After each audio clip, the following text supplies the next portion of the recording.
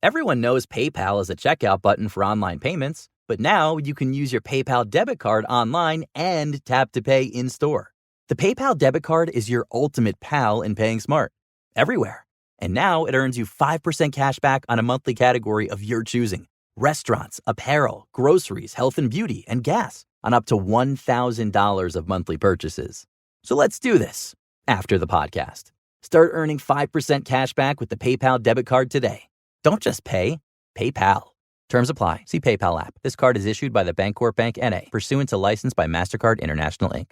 From the Delta Sky Club Welcome back, Miss Klein. to the Jet Bridge, Delta Airlines relies on 5G solutions from T-Mobile for Business to power operations and serve customers faster. Together, we're putting 5G into the hands of ground staff so they can better assist on-the-go travelers with real-time information throughout the airport. This is elevating customer experience. This is Delta Airlines with T-Mobile for Business. Take your business further at T-Mobile.com/now. You come into this game at all thinking about the way the last time you played them ended? No. Why not? That was, 6 weeks ago? Past is the past. New game. Malik, do you see, what's the biggest difference from the first time you saw them to this time? What are they doing better? What are they not doing better? They still winning games. I got my dog at quarterback. He's a great quarterback, so they leading behind him, and he's been doing a good job. Can you talk about his growth, what you've seen in Jaden and how he's grown from that first game to now? He's a winner. I don't see nothing different. He's still leading his team to victory, still taking care of the football. So, everything I know that he's been doing in my eyes. How do you think you've grown and changed since that first matchup, week 2? How do you think you've grown? Continue to still learn the playbook. That's all I can do. It's just week by week, going in each game just with a different mindset, trying to be better than you was last week before. So, the way I've been playing is the same as I've been playing since I started. How about the way teams are playing you? What have you seen change over the course of the first 8 games or whatever? First games I saw a lot of man, one-on-one man.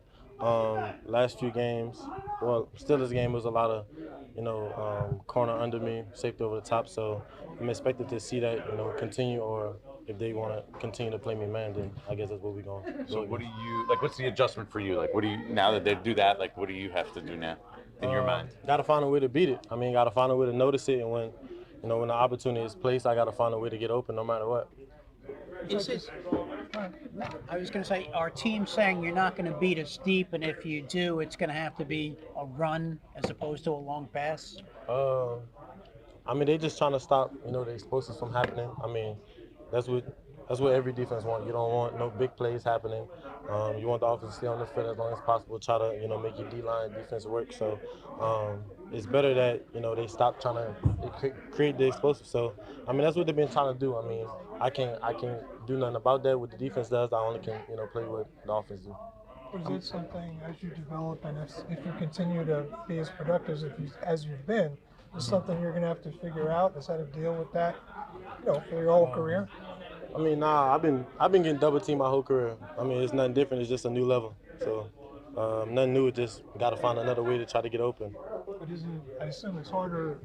I assume it's harder in the NFL than in college. It's not fun. It's not fun getting double teamed. But it's kudos to me for what I've been doing on the field. So the defense doesn't want me to get a lot of catches, get a lot of yards. So it's kudos to me. I've been doing a really good job on the field. Then. It's not fun, but obviously, how much does it say to you? Hey, I've earned the respect of some of these guys, some of these teams.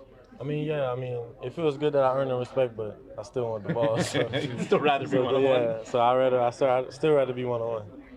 Malik, you talked about after the game the idea, everybody keeps asking you about drop passes. You don't like drop passes. You want to work on it. But at the end of every year, you look at drop passes in the league, and it's essentially all pros that are at the top of the list because more targets, more drop passes. I think Chase led the league in drops as a rookie, and Justin Jefferson's been up there. How do you look at drop passes, and is it one of those things where it's yes, it's a negative. You don't want to drop it, but it's also part of the balance of wanting to make explosive plays that, sometimes you're ahead of where you should be. I mean, you kind of get anxious, especially, when the ball is coming to you a lot and you want to try to create an explosive play for the offense. So, I'm not saying I've been trying to do a lot before catching the ball. It's just, sometimes it just happens. Like, you can't control it. I mean, you can try to figure out what you did on that drop or, just try to switch your hands. But it's something that you just don't want to happen. It just happens. So I still think about it. I'm not going to lie. Like, I still try to find a way. Every time I come in here, is just try to create that same play in my head or just how I dropped it, what I could have did better. So I'm still always trying to get better at, not dropping the ball. I mean, it's something that, I'm not trying to do. It just happens. So I don't want people to just think I'm trying to drop the ball. It's just something that happens in the game. I kind of asked you this after the game, but I was wondering if when you went and looked at him, you saw sort of like a comment, like you say why you dropped him, like that's one of the things you look at. Was it you? Is it you taking your eye off the ball, maybe letting it get too close to your body, concentration? Like, Yeah. what do you see when you look at some of them? I mean, from my perspective, from actually going through the drop and seeing it on tape, it's kind of the same thing that I had in my head when I came off. Like, I let my left foot get in front of me and I leaned too forward. So it didn't really create like a bucket to where the ball could be, stopped in. It just created it hit my hand, hit my chest, hit my leg, and then it just popped out. Like, that's one of the hardest catches to do. I mean, especially going that low, trying to catch the ball and then trying to get the first down. And trying to find out where the defender is at behind you. So just trying to find a way, just catch it with my hands and try to, get as many yards as possible, really. So you want to catch it with your hands in front of you before it gets to your chest, you're saying? Is Yeah, that kind of what you're getting at? just trying to attack the ball more instead of just waiting for the ball to come to me. I mean, the ball speeds up way faster when you just stop and rather than just go and attack it. Is it like it's part of life? You live and learn? I mean, yeah. I mean, I'm not going to say like you just live and learn. It's just, at receiver, you're going to drop the ball. I mean, you don't want to drop the ball. There's some people that's better at catching the ball than others, I mean, but, when you drop the ball, you just got to flush it and go back to the next one.